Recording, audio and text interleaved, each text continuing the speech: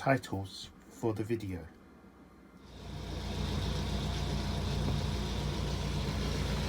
Oh, this is going to be a bit tight.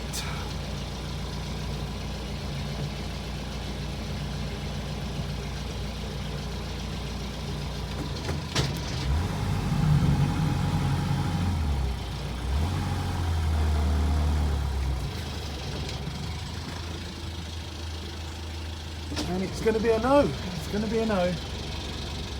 And welcome to another video. So there's no sense in this. It's not like day one, day two, because what was day one was night one, and then what was this morning was the start of that first video. And as you can see, we started the video by not getting underneath the bridge, London Bridge that is, which is annoying because the marker upstream said, my goodness me, the tide's rushing in.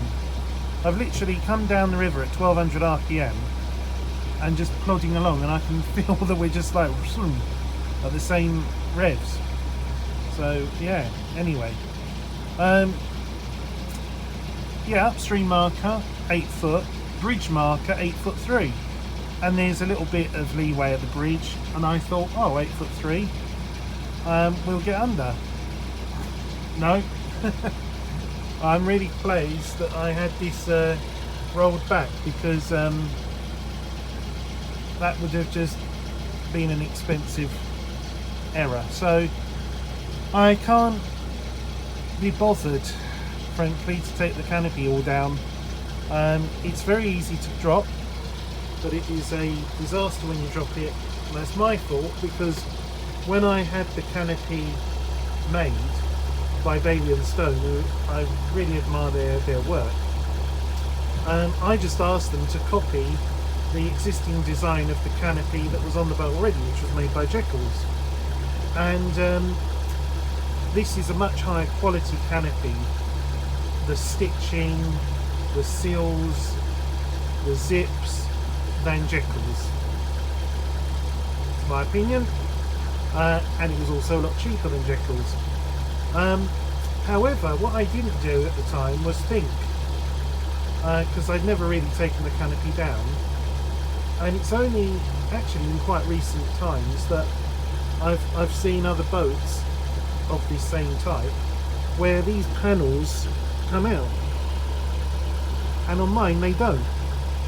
So when you go to lower the canopy, all of this material and the glazing sections have nowhere to conveniently fold up.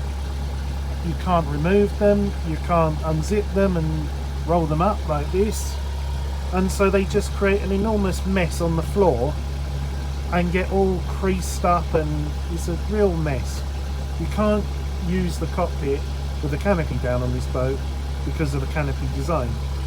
So because I've now figured this out, after how long, I'm hopeful that they can take the canopy away and basically cut in and produce 2 removable panels rather than me having to replace the entire canopy.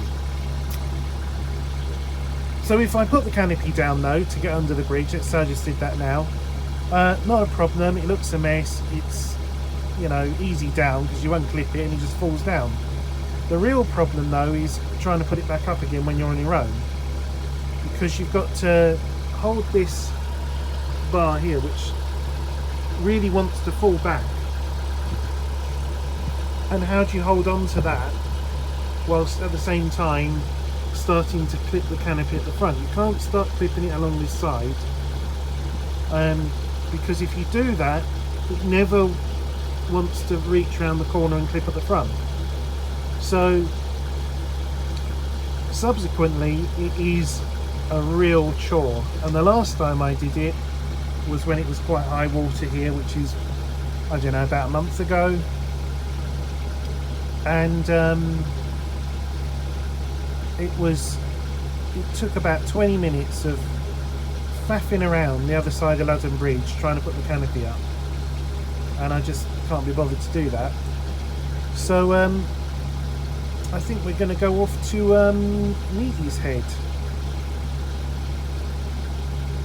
instead, which is my backup. Or we could do Staithe, but there's nothing at Staithe. At Neatishead, there is the short walk to the White Horse pub. So, I could be really daring and do Neatishead and then overnight Staithe. My goodness.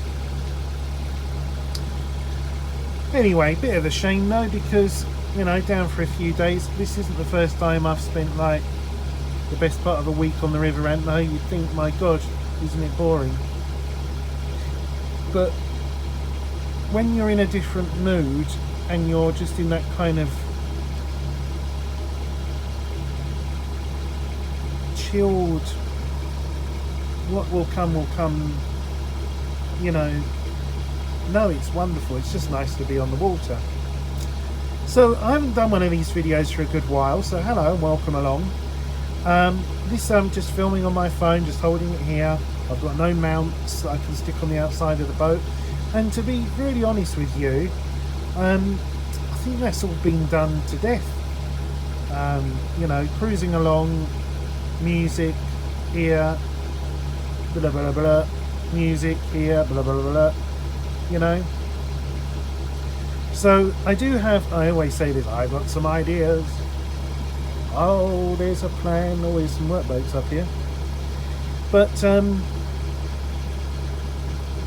yes, I do have some ideas to do some new videos, but again, I'm just lazy. You know, that means one of the things at home that I've been planning on is converting the third bedroom into an office. And then I thought, once that's done, I'll get a nice high-end computer and might dabble in a bit of gaming. You know, some Microsoft Flight Slim, I wish. And that would also double as a really powerful editing computer. And then I could reduce the videos again properly.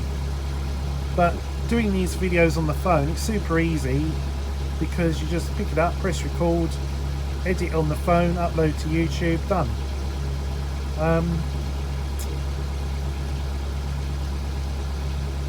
And also I suppose that when I started these blogs, they were diaries, and they exist to this day, and I often go back and look at old videos and go, oh, I remember when this and that, and it was literally to record, you know, where I was, what was going on, the boat, then the walkthroughs of the boat, then the boat reviews and everything else. And then it really picked up a momentum, and then people would say, why haven't you reviewed this boat, could you? And then I might go and hire that boat and do a review about it. Or then I might think, oh, that's not good enough, that content, and I better do this, better do that. And always I was coming up here, and pretty much I was doing it to do filming rather than just coming up to enjoy myself. So when I stopped and just got this boat and went, and I remember it so clearly, went to Barton Broad, dropped the mud weight and spent a night on the Broad and didn't have to worry about filming, I thought, wow, so this is what boating holidays are all about. No worries, you know. So whereas when you're filming, you're kind of, that is that little bit of pressure on you to produce content. And I've seen, I mean, the greatest example I have of a YouTuber that's sort of under pressure, changed, has affected his mental health even, is Ian Seabrook, who does Hubnut videos. He reviews cars basically, and he gave up his day job as a magazine editor and he became a full-time YouTuber. And he's admitted himself on numerous videos of how the constant content, merch, Instagram, Facebook, whatever social media, you know, it's all the time, what am I going to do for content? You know, dealing with negative comments, dealing with this, dealing with that. Now, of course, it's his job, that's his only source of income. But I don't want to go down that road and have to think, oh god damn, I've got to, you know, keep up with content and stuff. So I actually really prefer this sort of pick up the phone, point and shoot, and again just keep it as a diary format, and look forward to more sort of set piece videos in the future. This boat, the smell from its exhaust, quite, yeah, overpowering. Or barge. So yes, anyway, shame about not being able to get under London Bridge, but I'll update you as and when. Oh, gosh, more as it happens. Well, it's absolutely gorgeous for November. Cruising here on Barton Broads, going up towards Neatishead. We'll be going up Limekiln Dyke.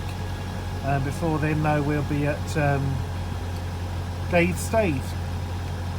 It's just a very nice day for it. It's been a lovely cruise up the river ramp.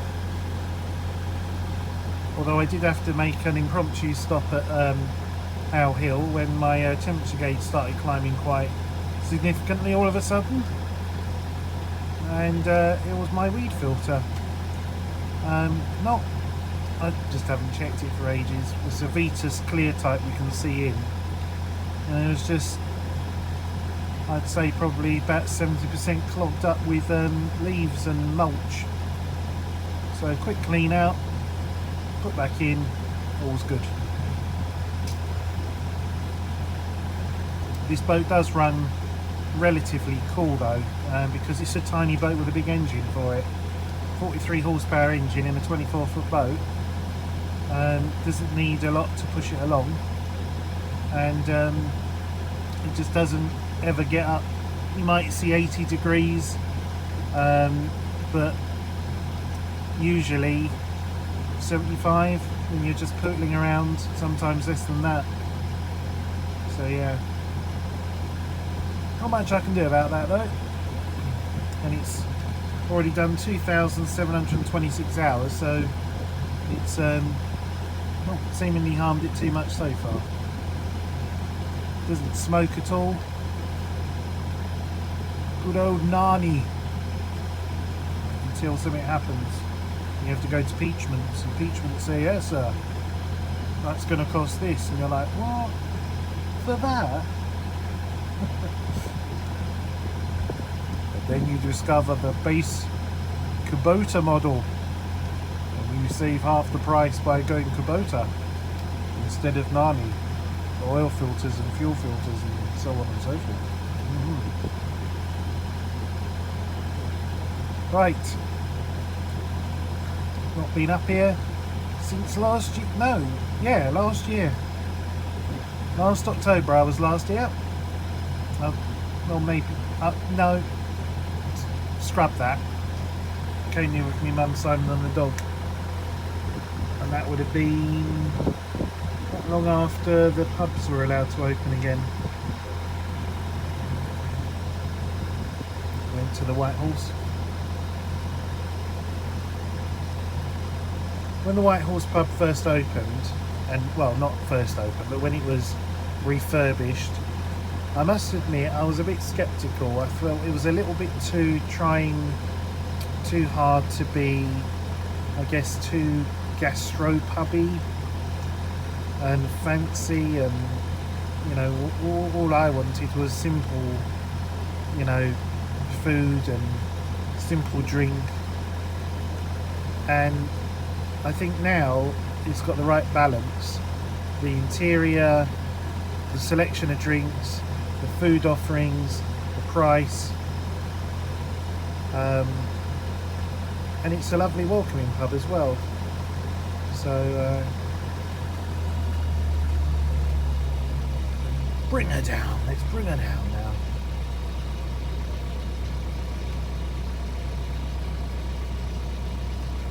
Surprising amount of private boats about, taking advantage of the fine weather. Although I'm not sure how many will be staying overnight. Probably just coming for a day in the sun. Boat moored there at Staithe. Is there anybody else there? Oh, that's not even at Staithe. That's just like a private pontoon there.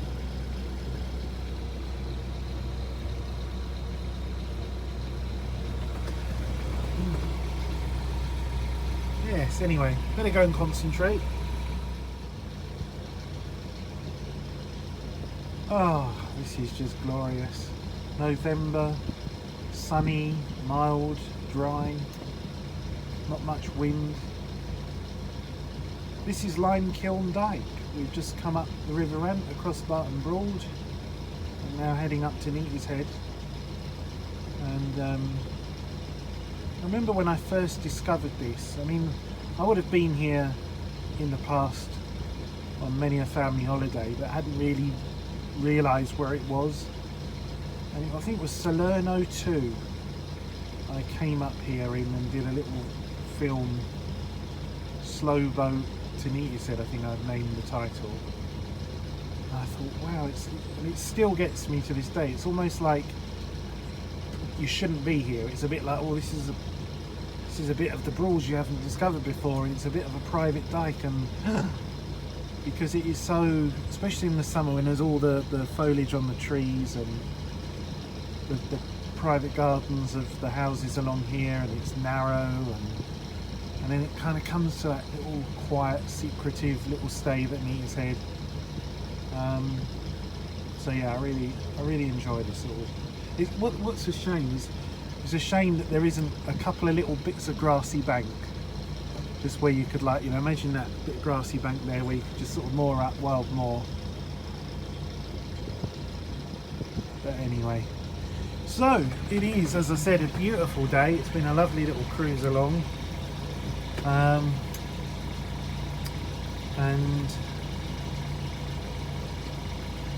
not a problem. You see, you just got to change your plans. So instead of Ramworth and the Maltsters, or there's 3 pheasants there.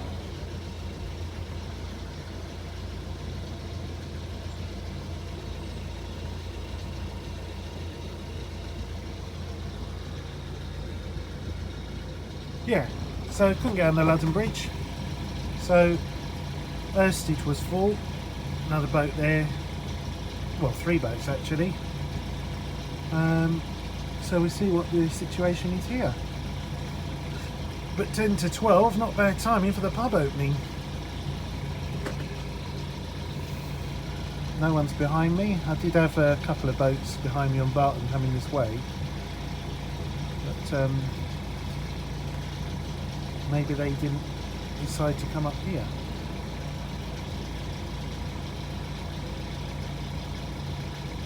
So now I need to decide what side I want to moor up on. I kind of prefer the idea of being starboard side too. Anyway, which I'm not prepared for in any stretch of imagination. It's just a complete. It's like I'm living on the boat, you know. You know you're serious when you got your work gloves and your blue kitchen roll. Oh yes.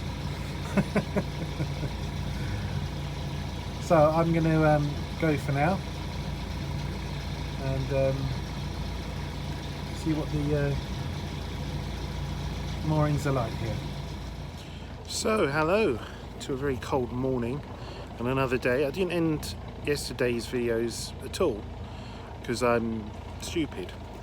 And I arrived here at Neatishead and basically went off to the pub, to the White Horse, and had a really lovely lunch there and a few pints, and it was just a lovely place to spend a few hours. Came back to the boat and just relaxed and have been sort of just chilling out, and then I forgot to do any video. So I'll try and rectify that today. So here is the scene here. It's another glorious autumn day, despite the chilliness. It's actually so cold. When I first started up the boat and put it in neutral, pulled the pin out on the throttle, the oil was so thick that it was still making the propeller turn enough to try and push the boat forward a little bit. But now it's warmed up a bit, that's gone away. So I'm going to unplug from my electric. And this is the scene here, as you can see. This makes me laugh. The owner of that boat there, that Horizon 35, has gone round and cleaned all the windows. And I just thought, you don't often see men do those sort of things. but when they have a boat they do. Men has to do the cleaning of the boat, do the barbecuing, etc. There's certain rules, it seems. So I'm going to go for a very short cruise this morning, literally from here round the corner to Staithe, and then I'm going to go for a little bit of a walk, and then I'm going to come back to the boat and probably head off to Staithe and see if Staithe boatyard is open and get some fuel. Not that I really need any, but I like to keep the fuel tank brimmed over the winter period because it helps reduce the condensation that can build up. Because what happens with diesel is it's an oil, and it's thicker and heavier than water, and because of that it has a more of an insulating property than water. So when you've got in my case, well, it doesn't really matter, to be honest with you. I think the only thing it would affect is if you had a boat, I think like Caribbeans, Bermudas, Calypsos have moulded fiberglass fuel tanks rather than metal, whether they're mild steel, galvanised or stainless. Where the level of the fuel is not, then it gets very cold. The fuel will be slightly warmer than the air temperature on the sides of the tank. That slight residual warmth will then cause condensation to form on the inside of the tank. That drips down, meets the diesel, and it's that point where the fuel and the water meet where it's the perfect conditions for diesel bug to start growing. So the less condensation, the less water in your diesel fuel, which means the less worry about that, the less worry about your water fuel separator becoming saturated with water, and it's just generally a good idea, because also it means that if you decide to on the whim go for a very long journey, you're not worrying about, oh, have I got enough fuel? So but because I've basically been having my warm air heater on 24/7, so yeah, it's been on since today's Wednesday, so it's been basically on since Saturday. It's used a few litres, no doubt. So yeah, that's my new batteries, by the way. I've got these Hancock leisure batteries. They've been performing amazingly. Very robust build, taking a lovely charge and maintaining that. You know, not that I really have any sort of really power hungry appliances on the boat, but the inverter stays on, and you know, charging stuff, watching the TV and things. So but it'll still be sort of 12.6 come the next day, volts, that is. Previous batteries, they'd be down at 12.3, 12.2, which is, you know, far less capacity reserve. So for the same amount of sort of engine running, because on shore power, charger X is keeping them topped up, means I can have my little electric heating on overnight as well to help with things. So it'd be interesting to have a little look. What is the power situation? It was 44 pence. I put £1 on, and there you go. Someone's going to have 99p of credit, so I actually used 45p overnight. I find it interesting as well. I don't know if anyone else is like this. The £1 electricity cards. It's a quid. You know, in any other normal circumstance in life, you'd just be like, yeah, it's a quid. But when it comes to electric post, 39p of credit remaining. Wow. I don't have to spend any of my, you know, cards on electric, and then you use an electric token, and then you're like, oh, damn it, I've basically given away £1. So, anyway, I will shush and get on. Feels like you're in the middle of nowhere until you realise that the house here is having a major extension built, and there's a load of plant and machinery going off behind there. The reason why I'm just doing this quick video is because of this sign here. I've just had a walk from Staithe, and I've never really sort of taken into account of how these old signs are produced with sort of the cogs that interlock so that they can never be moved by the wind and yet be able to move exactly, you know, depending on what direction the sign needs to point in. And equally how each letter on the sign is individually screwed on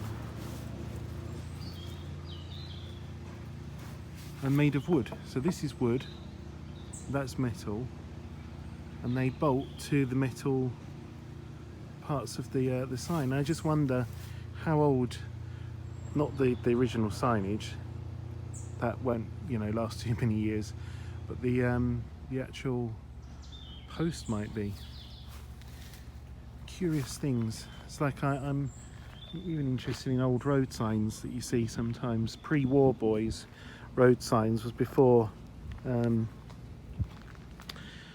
can't remember if this is all correct, but there's a chap called War Boys or Warby, and he basically started the process of having a nationwide sign system for the roads, because before him every sort of local council had their own sort of interpretation. So if you were driving through Norfolk, you might have signs that said, you know, literally no right turn, with little reflective studs in the letters. And then as you left Norfolk and entered, say, Lincolnshire, they might have a different type of sign that might be you know, an arrow turning to the right with a strike through it. And obviously if you're driving across the country, county to county, you want something that is uniform. And because eventually we did get the famous transport font or typeface, and all of the road signage that we have today came from them, which was a design consultancy that produced that, a woman and a chap whose names I can't remember, but Wikipedia will tell you. But still, there are places in the country, increasingly rare, where signage from the 20s and early 30s has survived, and there's websites and forums and people that go and photograph this, and it's rather interesting if that's your cup of tea. Oh look, AJ Charlton and Sons, by appointment to Her Majesty the Queen, timber merchants. So there we are, if you want to get your wood from where the Queen gets hers. So here I am though at Staithe, and when I came here I was on my own, and now there's another boat. I decided to keep up tradition and stern more, even though I doubt there would have been an influx of boats. Now I have to be honest with you, I love Staithe as a place, but for overnight moorings I prefer somewhere a little different, because I've done away with my TV aerial on the boat, and I just have a router that's sort of permanently on board, and that is through EE, and I have a Roku, ROKU, which plugs into the USB port on the TV and the HDMI port, and then I can stream all my content, whether it's Netflix, Prime, iPlayer, whatever you want. But you need the internet to make that work, and here there ain't no internet. There is a Neatishead just up the way, and also when it's summer season, especially if I'm on Trixie, small boat, low down, if you're moored up, you do feel like the sardine in the can. Same as at Ramworth, same as at Womack, so I generally avoid those moorings when I'm out on my own on Trixie. But otherwise, get your water here. And the main point of the day is, would you look at the weather? It is glorious. It's chilly, but it's not too chilly, and it's dry. It's not, you know, that really sort of chilly, damp. So it's wonderful. It's not very good when you have a boat with a canopy and the windows keep misting up on the inside, so I'm going to have to open the canopy top to dissipate that. And I think I'm going to give Sutton Staithe Boatyard a call, see if they've got fuel, and head off there for a top up of diesel, and then decide where I might overnight and just take it super easy.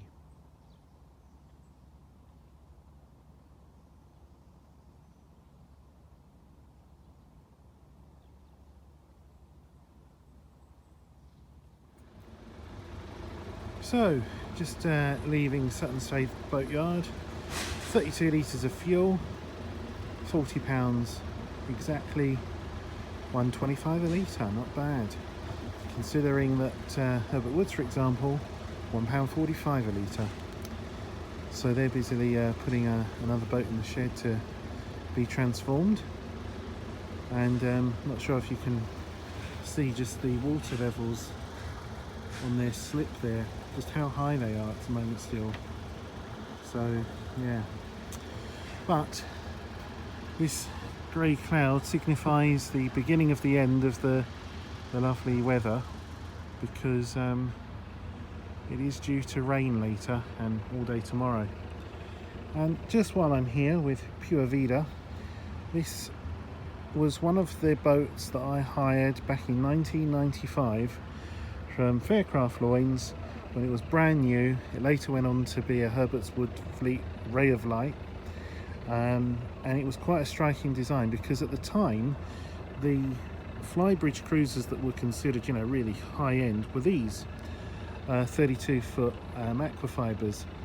And so something that came out looking like this, with its tinted glass and the dual height windows, outside steering, you had two singles in the bow, you had a small double here and a large double here on suite, really was quite, you know, new and wow, you know, kind of thing. And the super low wash hull, and at the stern you had this flat area here, you came out of a door, and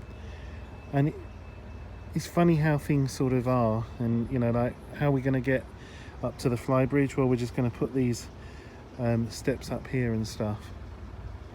And unfortunately it has suffered quite a lot in its higher days, as they always do, with you know, having had the hull painted clearly, and still looks like its original gel on the superstructure, but we'll need some TLC to bring her up to how she was. But it was 2 weeks old when I hired her, and yeah, it was a interesting time. Had a full-size electric fridge, first Narni engine boat I'd ever been on, and we actually came up here, and I remember cleaning the windows inside and out, because they were all water you know, pitted, and my mum saying, "Oh, what is it with you and boats?" And it really did look the bee's knees back then. So anyway, time for me to get on and away. Where am I going to moor tonight? I'm thinking possibly wild mooring Riverant towards Dilham.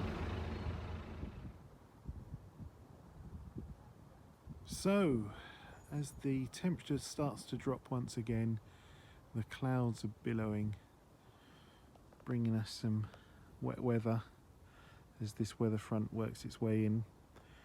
I've come to what has become my new favourite wild mooring on the Riverant, and the reason why I like it so much is because it is tucked away yet open. So you're not under any trees, so you're not going to get covered in leaves. If it's a bit windy forecast, I prefer not to shelter near trees, because you often find the next day afterwards limbs or whole trees have fallen by the river. I prefer not to have that happen on top of my boat. It's also nice here because this is the Riverant, but it's on the Wayford branch. So basically up there about another mile, if that, you've got Wayford Bridge, and then beyond there You've got the beautiful meander up to Staithe where you'll find electric posts. You've got the Cross Keys pub nearby. And I also would really like to big up the pub at Wayford Bridge, because not that long ago stayed there for a night, had a meal there, and it's not often talked about on groups, forums, etc. about the Norfolk Broads, and when it has been, some people have been a little bit critical, not so much of the actual place itself, the staff, the food, the service, the cost, more the ambience of the place. But I found it really lovely. Room was spotless, clean, lovely food, really nice staff. So that is now one of the ones that is on my list. It's not so much a drinking pub, more of an eating pub. But this mooring here, this wild mooring, there's room for 3 boats, one there, one here, and where I'm here. And as you can see, it's just a very peaceful stretch of river. And even in the season, you'll find that most people stick to the main river Ant, heading up and down between Ludden Bridge, Stalham, Neatishead, Irstead, Sutton Staithe, all of those main areas. And compared to how many then turn off and come down here, if you're wild moored on the main river Ant in July, August, it's boat after boat after boat. And I'm sorry to say this, but the majority of boats are not doing 4 miles an hour. They're doing 5. And that 1 mile an hour difference in wash on a little boat like this means, you know, you're constantly being rocked slowly, and you can hear them coming. And you just look out, because any boat at 4 mile an hour doesn't produce hardly any wash. 5 mile an hour, some boats do significantly. Mine, for example, does. Narrow beam, short hull, lots of wash. Long, 40 foot, 45 foot, not so much wash. But let's not talk about wash. Here, you can come and you might get a boat an hour past you. It's that sort of activity. And a lot of boats will come up here that are unable to get under Wayford Bridge, go to the bridge, can't moor there, turn round, come back again. So it's a lovely mooring if it is available. Of course, these are also popular amongst owners, so you'll often come here and you'll find the boat moored up here and you think, oh damn, you've got my spot. As much as they would come here and see me moored here and think, oh, damn, he's got my spot. But yes, I really don't know who owns this, because the bank, there is some key heading, but it's in very bad condition, I must be honest with you. And some of the plant growth here, got some brambles and stuff. It really needs just someone to come, perhaps myself, and just cut a bit back just here, because otherwise this will carry on, and another wild mooring's lost, which would be a shame. But you can get an idea, I hope, as I'm just here, of the quietness. You can just hear in the distance there the road that goes over Wayford Bridge, which is why I prefer not to go that way too close to it, because it is about getting away from it and being quiet. It is funny how when I'm on Trixie, I find it, you know, livable. When I'm outside Trixie and I look at it now, I think, God, what a tiny, narrow little boat. You know. That's quite the vista, that, isn't it? So I'm going to end the video here, but thank you very much for watching me and joining me on my little potter around the River Ant, basically. Covered virtually no distance at all, really. Stalham, Barton Broad, Ludden Bridge, Irstead, Neatishead, Gay Staithe, Sutton Staithe here. I've loved it. I hope you've enjoyed just coming along for a potter along with me. There's not been much to see. There hasn't been any sort of, you know, action shots on the outside of the boat and all this kind of stuff. But it's been nice to just grab the phone, record a few clips here and there, and you know, go right back to basics and stuff. So you know, oh, here's another spider or something. What is it? It's gone. There's been all these spiders that sort of spin their webs, and they sort of travel on the wind and get all over the boat and get in your hair and everything else.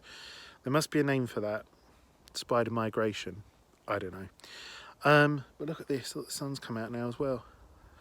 So yeah, it's been nice.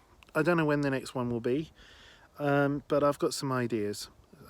So yeah, and I'm gonna, you know, do them as and when. So anyway, if you've been watching, thank you very much. I hope you've enjoyed it. I know it's been a bit different. I'm gonna go and have some lunch. I think it's time for a shave, and I'm gonna watch Squid Game, see what that's all about on Netflix, because I've dabbled into it a little bit and then come out of it and gone in. I thought, no, it's sucking me in now. I've got to watch the whole lot. So that's what I'm going to be doing, finding out what the hype is about that. And I've just seen something. Oh, it's a little, what do they call them? Monk jacks over there. So yeah. Anyway, that is it. Thank you for watching, joining me. Until next time, more as it happens.